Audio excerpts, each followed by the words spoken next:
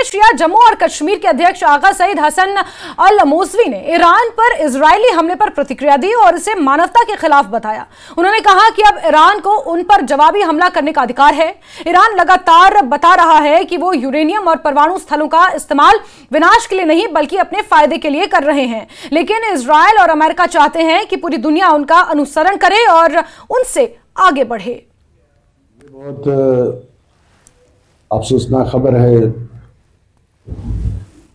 जिस तरह उसने गजा में नस्ल कुशी कत्ल गारत जारी रखा है। रात के अंधेरे में ईरान में उसी का इरादा किया है। ईरान बैनुल अक़वामी क़वानीन का हमेशा एहतराम करता आया है और सिग्नेटरी भी है और इस बात पर यकीन दहानी कराई है। मैं जो एटमी एनर्जी बना रहा हूँ, मैं ये डिस्ट्रक्शन के लिए नहीं बना रहा हूँ, मैं लोगों के फायदे के लिए बना रहा हूँ। और सीधे बड़गाम का रुख करते हैं, आबिद हमारे साथ जुड़े हैं, उनके साथ कुछ यूथ भी हैं। आबिद जरा बताएं किस तरह का सेंटिमेंट वहां पर लोगों में है जो इजराइल ने ईरान पर हमले किए हैं और अब खबर यह भी है कि ईरान ने भी रिटेलिएट करना शुरू कर दिया है।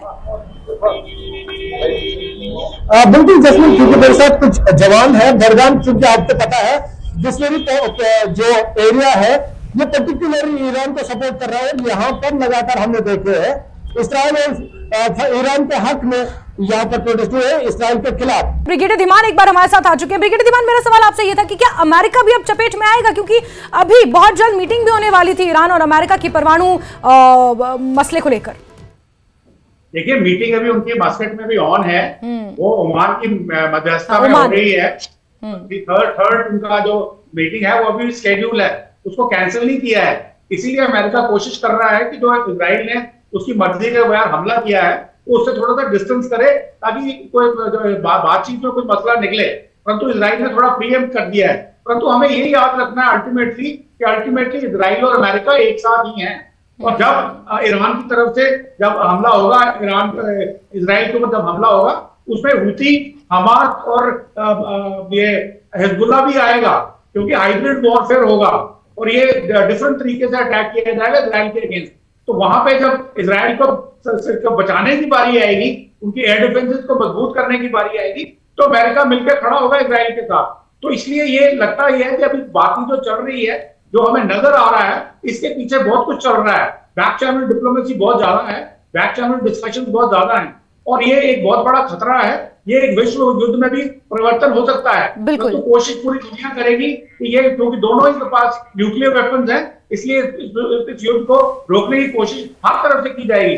जैसे अगर आपको याद हो, आज से 2 महीने पहले भी इजराइल ने ईरान के ऊपर हमला किया था, तो ईरान को फेस सेविंग देने के लिए एक छोटा सा हमला करवाया गया था ताकि दुनिया के सामने लगे कि उन्होंने रिटेलिएट किया है। उसके बाद कोई कार्रवाई आगे नहीं की गई, तो उसमें अमेरिका का बहुत बड़ा हाथ था। तो मेरे ख्याल में अमेरिका यहाँ भी, हालांकि नेतन्याहू उनके कहने से निकल गए हैं, तो कोशिश करेंगे कि एक फुल फ्लेज वॉर में ना तब्दील हो। हालांकि रिटेलिएट करने की बात अमेरिका कह चुका है, ईरान कह चुका है, अमेरिका को भी अपनी चपेट में ले चुका है। अपने बयान में अमेरिका का भी जिक्र कर चुका है ईरान। अब देखना यह होगा कि बेंजामिन नेतन्याहू ने जिस तरह से जिक्र किया कि ये हमले जारी रहेंगे। आईडीएफ ये दावा कर रही है कि ईरान की तरफ से जवाबी कार्रवाई शुरू की जा चुकी है। अब ये जंग क्या मोड़ लेगी, क्या कुछ इसमें हलचल होती रहेगी, आपको बताएंगे। लेकिन फिलहाल इस बुलेटिन में इतना ही। न्यूज़ 18 JKLH पर खबरों का सिलसिला जारी रहेगा। बने रहिए हमारे साथ। नमस्कार।